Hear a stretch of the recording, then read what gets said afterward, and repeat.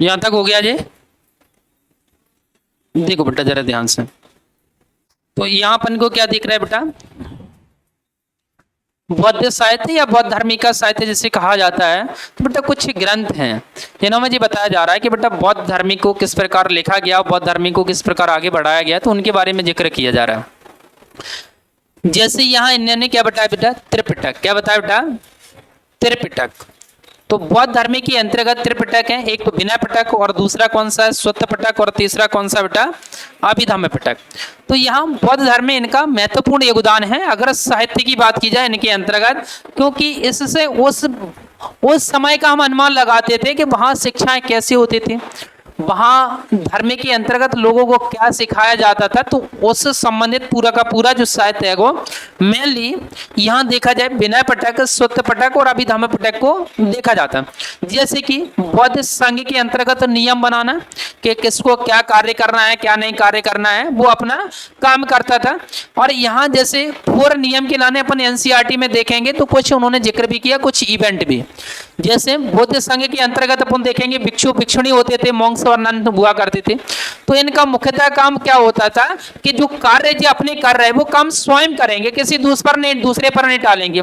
बड़े अच्छे नियम बनाए गए थे यहाँ। जैसे उन्होंने क्या बनाया गया था कि तुम जैसे एक जो घटना जुड़ी एनसीईआरटी में कि तुम अगर जो बौद्ध भिक्षु है वो क्या करेगा, एक कंबल या ब्लैंकेट जो है ना, तो लगभग 6 साल का जिक्र किया गया कि एक कंबल को अपने 6 साल तक तुम यूज कर पाओगे, ऐसा कुछ उन्होंने जिक्र किया। दूसरा उन्होंने यहाँ कि यहाँ ऐसा नहीं है कि तुम जैसे अभी मैंने बताया था अपरिग्रह वाला एक कॉन्सेप्ट दिया था कि बहुत ज्यादा भंडारण नहीं करना, वैसा वाला कॉन्सेप्ट। तो यहाँ वैसे ही बौद्ध धर्म के अंतर्गत इन्होंने कुछ जिक्र किया। जैसे उन्होंने कहा है कि तुम्हारे अंदर एक तुम्हें दिया जाता था कि जो बौद्ध भिक्षु है उनके पास एक कटोरा होता था, कहीं भी निकल जाते थे तो वो अपन कह सकते हैं उनको भिक्षा मांगने के लाने उनके पात्र एक कटोरा होता था, वो लेकर कहीं भी, तो उनके पास या तो कटोरा होता था या अन्य सामग्री, जैसे कहीं रुकने वाले किसी बिहार में रुकना है, कहीं भी बौद्ध बिहार बनाए जाते थे, उन बिहारों में बेसिकली क्या काम होता था, लोगों को रोकना और वहां रुककर लोगों को सुबह शाम भिक्षा वाला काम होता था और शाम अपना जीवन बिताना, वहां जाकर शाम को फिर निकल जाते थे, सुबह के टाइम फिर निकल जाते थे अपनी भिक्षा के लाना। तो वैसी कहानी हुआ करती थी। तो वहीं उन्होंने एक नियम ये भी बनाया था कि एक व्यक्ति अगर उसको अच्छा पका हुआ भोजन मिल रहा है तो 2 या 3 कटोरे से ज्यादा भोजन ग्रहण नहीं करेगा।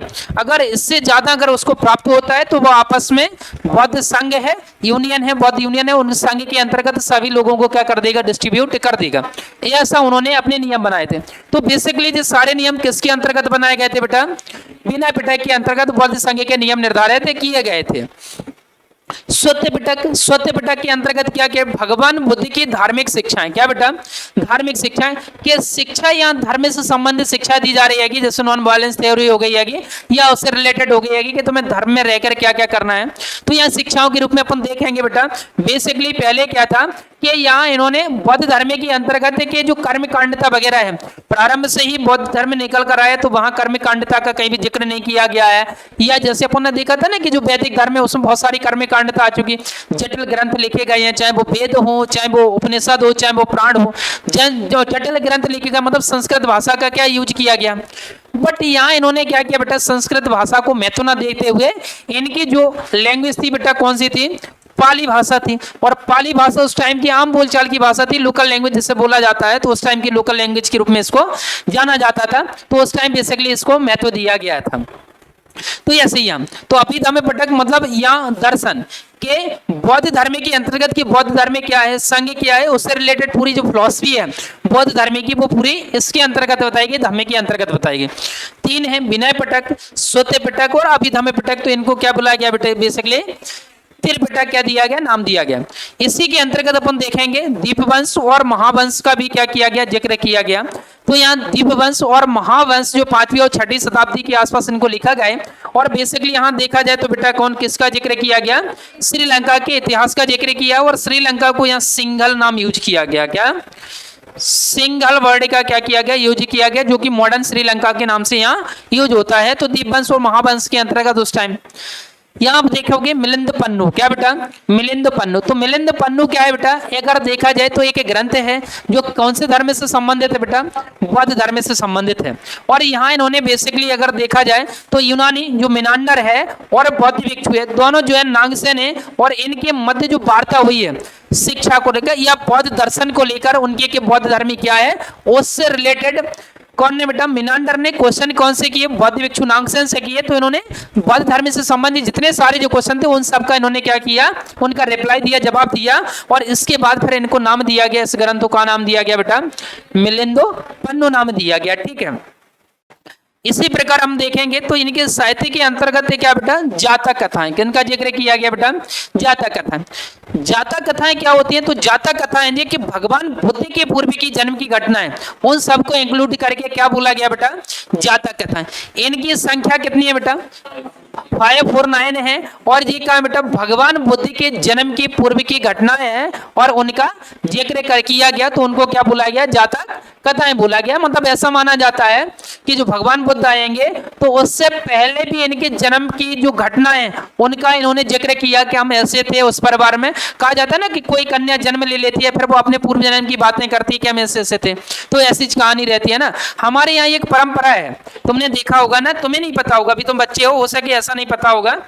क्या होता था कि जैसे माता जी वगैरह हैं, माता जी वगैरह हैं, तो उनका अपना पता नहीं क्या कॉन्सेप्ट होता है, वो ऐसा माना जाता है कि छोटा बालक होता है, छोटा बालक होता है। कभी कभार ऐसा होता है कि अपनी पता नहीं कौन सी याददाश्त लेकर आता है, क्या लेकर आता है, तो वो क्या करता है कि कभी अपनी बातों को बेतुका बातें करता है। बेतुका मतलब समझ रहे ना, कि अपने मतलब ऐसा लगता है कि कैसे पहले जन्म में कुछ रहा होगा ये, तो बेतुका बातें करता है पुराने जन्म से रिलेटेड। तो परिवार वालों को ऐसा लगता है कि जो पुराने जन्म की जो घटना है उसको याद आ रही है, और पुराने इसके माता पिता होंगे वो पुराने माता पिता होंगे, तो भविष्य में ऐसा ना हो कि मुझे छोड़कर वो पुराने वाले माता पिता के पास चला जाए। तो गांव में या कहीं भी एक ऐसी ट्रेंड रहता है बेटा कि वो क्या करते हैं, वो चक्की होती है ना पत्थर वाली घर के अंदर का चक्की, वो वैसे राइट हैंड में चलाई जाती है, लेकिन वो अपोजिट डायरेक्शन में चलाकर उसका आटा गेहूं निकालकर, जो आटा निकालकर उससे रोटी बनाकर उसको खिलाई जाती है। और ऐसा माना जाता है कि जब उसको खिलाई जाएंगे तो जो उसके पूर्व जन्म की घटना है उसको क्या हो जाएगा, जे भूल जाएगा, है ना। तुम लोगों ने अगर सुना होगा ऐसा कुछ रहता है। तो वैसे ही भगवान बुद्ध है ना, तो इनके जन्म की पूर्व की घटनाओं को क्या बोला गया बेटा, जातक कथाएं नाम बोला गया। क्लियर हुआ यहाँ तक। तो यहाँ बेटा हमने और भी कुछ देखा था, यहाँ एक प्रश्न और आता है बेटा, जैसे हमने देखा था त्रिरत्न, क्या देखा था बेटा, और त्रिरत्न का संबंध किससे है बेटा, जैन धर्म से। किससे है बेटा, जैन धर्म के। त्रिरत्न कौन कौन से हैं,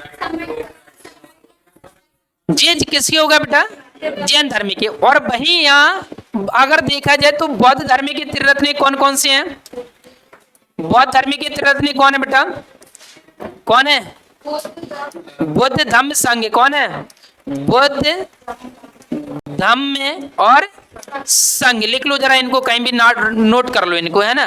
तो बौद्ध धर्म के त्रिरत्न बुद्ध धम्म और संघ हैं। तो यहाँ इन चीजों को क्या बेसिकली जिक्र किया गया है ना।